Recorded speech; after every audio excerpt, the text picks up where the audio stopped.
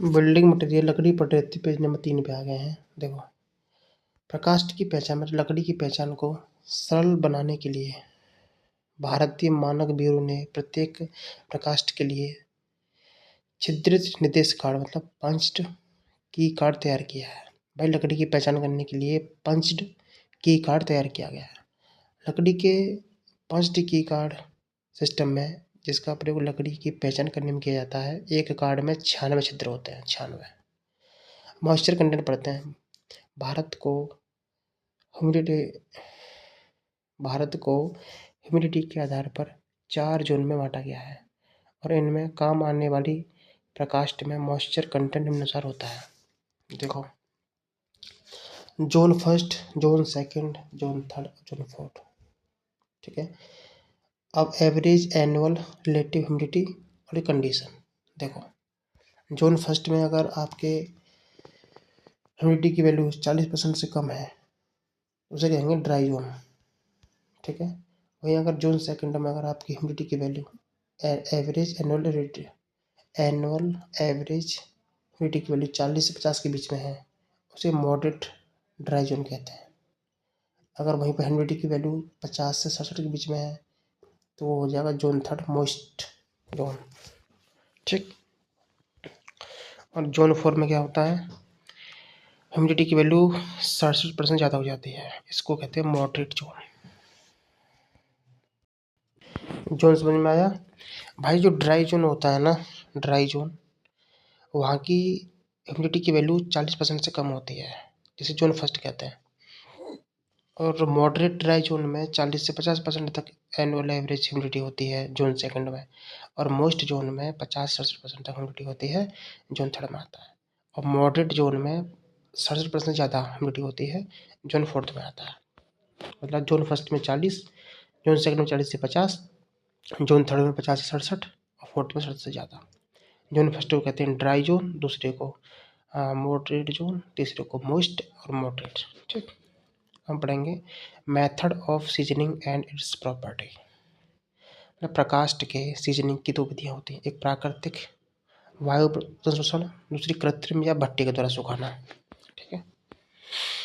तो पहला हमारा है नेचुरल और एयर सीजनिंग, जिसमें 6 महीने से लेकर 1 साल का समय लग जाता है। It takes long time but best quality of seasoning product obtain. भाई नेचुरल तरीके से यार हवा के द्वारा सुखाओगे तो लॉन्ग टाइम तो लगेगा, लेकिन आपको बेस्ट क्वालिटी की सीजनिंग की भी लकड़ी मिलेगी। यह इजी है और मोस्ट इकोनॉमिकल मेथड होता है। ठीक है। और ये 6 महीने से लेकर 1 साल में लगता है, जिसमें मॉइस्चर की जो मात्रा है ना 12 से 15% तक घट जाती है। ठीक।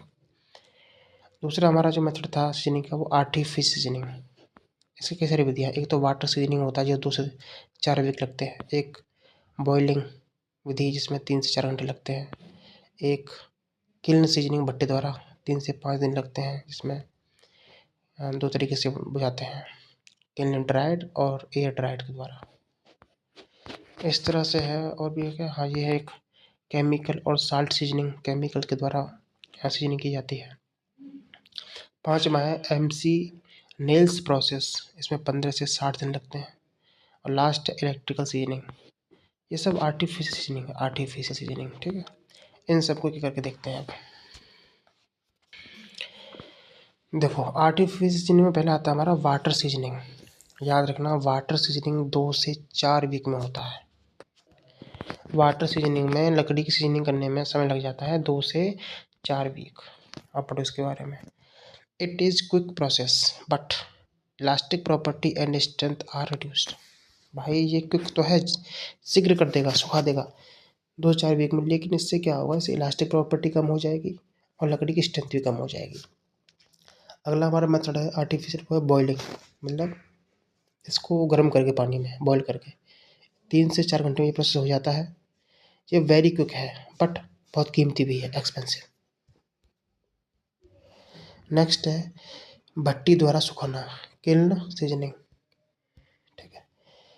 किल्न सीजनिंग 2 तरीके से करते हैं, किल्न ड्राइड और एयर ड्राइड, मतलब भट्टी के द्वारा सुखाना और हवा के द्वारा सुखाना। देखो, किल्न सीजनिंग जो होता है ना, मोस्ट इफेक्टिव और इकोनॉमिकल मेथड है। ठीक है, इसमें स्ट्रेंथ की जो टिम्बर की जो स्ट्रेंथ है ना, उसकी बहुत कम लॉस होता है, मतलब 10% से कम स्ट्रेंथ लॉस हो जाता है टिम्बर की इसमें।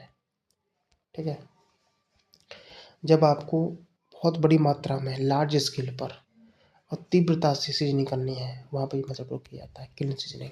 मतलब जहाँ आपको रैपिड सीजनिंग करनी है और लार्ज स्केल पर करनी है, बड़े पैमाने पर, तो वहाँ पर किल्न सीजनिंग की जाती है। Kiln seasoning causes case hardening. इसमें एक पॉइंट आया है किल्न सीजनिंग में कि kiln seasoning causes case hardening. Case hardening मतलब होता है लकड़ी बाहर से सूख जाएगी लेकिन अंदर से गीली रह जाती है। ठीक, इट इज़ मोर एक्सपेंसिव। भाई किल्न सीजनिंग जो बहुत एक्सपेंसिव पड़ता है। ठीक है, और इसके लिए स्किल्ड लेबर की ज़रूरत पड़ती है। समझ में आया? किल्न सीजनिंग वाला समझ में आया? दोबारा देखो, ये बहुत ही इफेक्टिव, मोस्ट इफेक्टिव मेथड है और इकोनॉमिकल है। ठीक, इसमें क्या होता है, इसमें खर्चा बहुत ज़्यादा आ जाता है और इसकी डिलीवरी की जरूरत पड़ती है। ठीक, इसमें लकड़ी बाहर से तो पक जाएगी लेकिन अंदर नरम रह जाती है। ये बहुत ही रैपिड है और जहाँ पर आप लार्ज स्केल पर काम करना चाहते हैं, तीव्रता से काम करना चाहते हैं, लकड़ी सुखाना चाहते हैं, वहाँ पर किया जाता है। इसमें लकड़ी की स्ट्रेंथ जो है बहुत कम हानि होती है, 10% से कम। नेक्स्ट हमारा है केमिकल और साल्ट सीजनिंग। इसमें क्या होता है, देखो हिंदी में समझो इसको। केमिकल और साल्ट सीजनिंग में क्या होता है, इसका प्रयोग सुखाने के दौरान उत्पन्न होने वाले इंटरनल स्ट्रेस को कम करने के लिए और सतह पर पड़ने वाली दरारों की ढाल को घटाने के लिए किया जाता है। भाई सरफेस पर, लकड़ी की सतह पर जो कर्व्स या दरार आ जाती हैं, उनको घटाने के लिए इस मेथड का प्रयोग किया जाता है और इंटरनल स्ट्रेस को कम करने के लिए इस प्रकार विधि का प्रयोग करते हैं। ठीक, अगला जो मेथड है वो है MC नेल्स प्रोसेस। इसमें 15 से 60 दिन लगते हैं। ठीक है, इट इज़ बेस्ट, ये बहुत बेस्ट है बट मोस्ट एक्सपेंसिव मेथड है। MC नेल्स प्रोसेस जो होता है लकड़ी सुखाने का, ये बहुत बेस्ट है लेकिन ये एक्सपेंसिव है। लास्ट हमारा है इलेक्ट्रिकल सीजनिंग। इसमें क्या होता है, टिम्बर लॉस देयर स्ट्रेंथ। इसमें टिम्बर अपनी स्ट्रेंथ को खो देती है एंड में स्प्लिट भी हो जाती है और ये बहुत ही कॉस्टली है। ठीक है, यहाँ पे लिखा भी है, इस विधि में लकड़ी अपनी मजबूती खो सकती है और उसमें दरार है, मतलब स्प्लिट पड़ सकती हैं। ये बहुत खर्चीली विधि है। ठीक है, अब पढ़ेंगे नोट दे रखा है। अच्छी प्रकार से मतलब वेल सीजनड की हुई लकड़ी में नमी की मात्रा 10 से 12% तक रह जाती है। फर्स्ट ग्रेड की लकड़ी की लाभकारी आयु 10 वर्ष से अधिक होती है और प्रथम श्रेणी की लकड़ी की आयु 10 वर्ष से अधिक होती है। रेशा के पैरेलल, रेशों के समांतर टिम्बर की टेंसल स्ट्रेंथ 80 से 190 न्यूटन पर mm स्क्वायर होती है। नेक्स्ट है कन्वर्जन ऑफ टिम्बर, लकड़ी का रूपांतरण। वृक्ष को गिराने के बाद तने को इंजीनियरिंग कार्यों हेतु उपयोग बनाने के लिए आवश्यक लंबाई और परिच्छेद में काट दिया जाता है। इसी क्रिया को लकड़ी का रूपांतरण कहते हैं। नोट, भारत में वृक्षों को गर्मियों के मध्य मतलब मई जून अथवा ठंडियों में दिसंबर जनवरी में काटना चाहिए क्योंकि इन दिनों सैप में हलचल न्यूनतम होती है। समझ में आया? भाई गर्मियों में तो मई जून में काटो, सर्दियों में दिसंबर जनवरी में काटो क्योंकि इस टाइम सैप में हलचल न्यूनतम होती है। अब हम लकड़ियों को चराई देखेंगे। चराई एक होता है ऑर्डिनरी स्वइंग या फ्लैट स्वइंग या बास्टर स्वइंग, 3 नाम है इसके।